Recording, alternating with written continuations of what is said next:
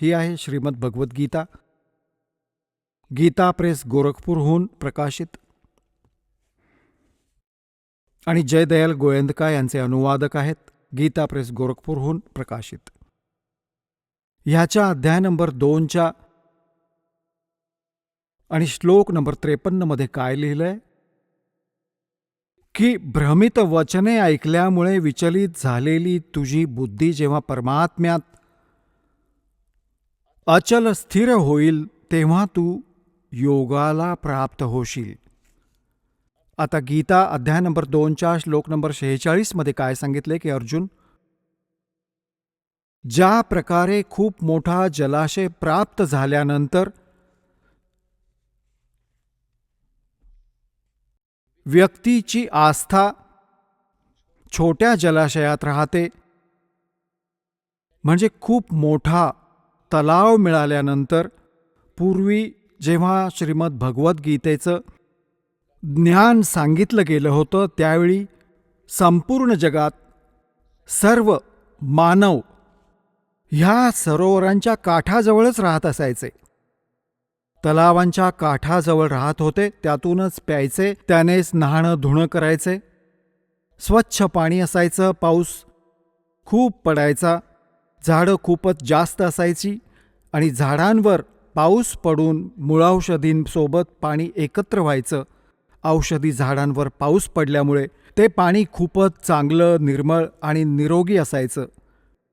ते एखाद्या तलाव सरोवर तळ्याचं रूप धारण करायचं आणि सर्व त्यावर अवलंबून असलेल्या व्यक्ती जो कोणी तिथे वसलाय, जर छोट्या जलाशयाजवळ वसला असेल तर त्याच्यासाठी तो जलाशय हा त्याचा जीवनदाता आहे, त्याच्या आश्रयाने तो जगत आहे. आणि त्या छोट्या सरोवरामध्ये, छोट्या जलाशयामध्ये, छोट्या तलावामध्ये एखाद्या वर्षी पाऊस पडला नाही तर त्यातलं पाणी आटून जातं. मग त्यावर आश्रित व्यक्ती दुःखी होतात, त्यांचे अगदी हाल होतात आणि ते विनाशाला प्राप्त होतात. असं त्यावर अवलंबून व्यक्तीलाही माहीत असतं की जर पाऊस नाही पडला एखाद्या वर्षी तर दुष्काळ पडतो आणि दुष्काळात शेकडो, हजारो, लाखोंच्या संख्येने प्राणी मरायचे. आता गीता अध्याय नंबर 2चा श्लोक नंबर 46 काय सांगत आहे, काय सांगू इच्छित आहे की त्या व्यक्तींना जे त्या छोट्या जलाशयावर अवलंबून आहेत आणि त्यांना कुठे आसपास समजलं की खूप मोठं तळं आहे, सरोवर आहे आणि ज्यामध्ये 10 वर्ष पाऊस नाही पडला तरीही त्यातलं पाणी संपणार नाही, तर ती व्यक्ती लगेच तो छोटा जलाशय सोडत आणि ते सरोवर त्या तळ्याच्या किनाऱ्याजवळ जाणं पसंत करेल, लगेच निघून जाईल. आता यांना काय सांगायची इच्छा आहे की श्रीमद भगवद्गीता आपल्याला एक निर्णायक ज्ञान देत आहेत. हे पवित्र सद्ग्रंथ हे सांगू इच्छितात त्यामध्ये की तुम्ही ज्या भगवानांवर आश्रित आहात, श्री विष्णूजी, श्री शंकर भगवानजी, हे इतर देवी देवता, काही माता आणि सटवाईवर. आता ही माता सटवाईविषयी आहे ती खूपच खालच्या स्तरावरची गोष्ट होईल. हे 3 देवता मानले जातात, श्री ब्रह्माजी रजगुण, श्री विष्णूजी सद्गुण, श्री शिवजी तमगुण, जो ह्यांच्यापर्यंत आश्रित आहे. मग त्यांची काय स्थिती आहे, ते किती सुखी आहेत, किती सुरक्षित आहेत आणि ह्यांच्याहून वर ज्यांची बुद्धी पोहोचली आहे, आपल्याला जे जास्त सुपिरियर मानायचे ते म्हणायचे आम्ही ब्रह्मपूजा करतो, आम्ही ब्रह्मा विष्णू महेश यांची पूजा नाही करत. मग ब्रह्म काय स्थिती आहे, ब्रह्म काय आहे, ब्रह्म कोण आहे, कशाला ब्रह्म म्हणतात? ह्या ब्रह्मच्या वर परमात्मा व्यतिरिक्त, कबीर भगवाना व्यतिरिक्त आजपर्यंत आपल्याला सांगायला कोणीही आलेलं नव्हतं. आणि परमात्माजीकडून मिळालेल्या ज्ञानाच्या आधाराने हे नकली संत, हे नकली पंथ, राधास्वामीवाल्यांनी सगळी नक्कल करून आणि खोट्याने त्यांचं आपल्या स्तरावरचं जे त्याला परमात्म्याच्या यथार्थ ज्ञानालाही गुंतागुंतीचं बनवलं आपल्या चुकीच्या अनुभवामुळे.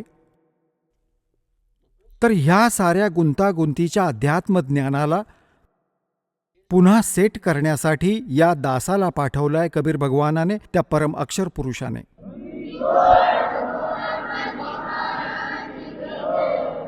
आणि त्याविषयी परमात्म्याने कबीर साहेबांनी सांगितलंय की नौमन सूत उड़ जिया, ये ऋषि रहे जखमार, और सतगुरु ऐसा सुड़ जागे, उड़ जाना दूजी बार.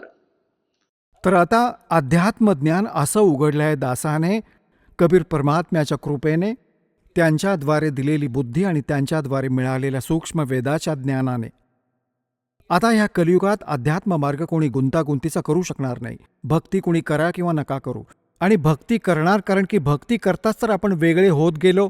पूर्वी आपण हिंदू बनलो, मग ख्रिश्चन बनलो, मग मुसलमान बनलो, मग शीख बनलो. आपण भगवानासाठी वेगळे होत चाललो आहोत.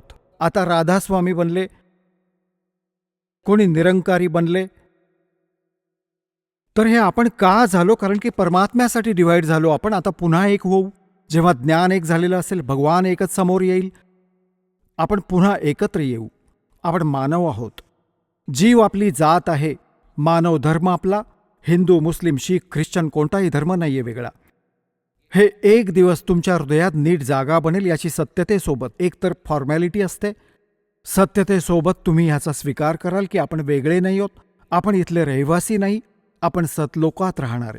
आपण ऐकत होता जगद्गुरु तत्वदर्शी संत रामपालजी महाराज यांचे मंगल प्रवचन, ज्यांच्या शुभ आशीर्वादाने संपूर्ण विश्वामध्ये 500 पेक्षा जास्त नामदीक्षा केंद्र आहेत, जिथे निशुल्क नामदीक्षा दिली जाते. निशुल्क नामदीक्षा प्राप्त करण्यासाठी आणि अधिक माहितीसाठी संपर्क करा 7030303951 7030303952. अद्वितीय आध्यात्मिक ज्ञान वाचण्यासाठी, पाहण्यासाठी आणि ऐकण्यासाठी संत रामपालजी महाराज ॲप अवश्य डाउनलोड करा किंवा आमची वेबसाईट www.jagadgururampalji.org वर विजिट करा. आम्हाला सोशल मीडियावर फॉलो करा. सर्व पवित्र धर्मांच्या पवित्र शास्त्रांवर आधारित प्रमाणित अनमोल पुस्तक ज्ञानगंगा किंवा जगण्याचा मार्ग यापैकी कोणतेही एक पुस्तक निशुल्क मागवण्यासाठी आपण आम्हाला आपले पूर्ण नाव, पूर्ण पत्ता, पिनकोड आणि फोन नंबर सह लिहून 7030303951 किंवा 7030303952 या नंबरवर SMS करू शकता किंवा 7030303950 या नंबरवर व्हॉट्सअप देखील करू शकता.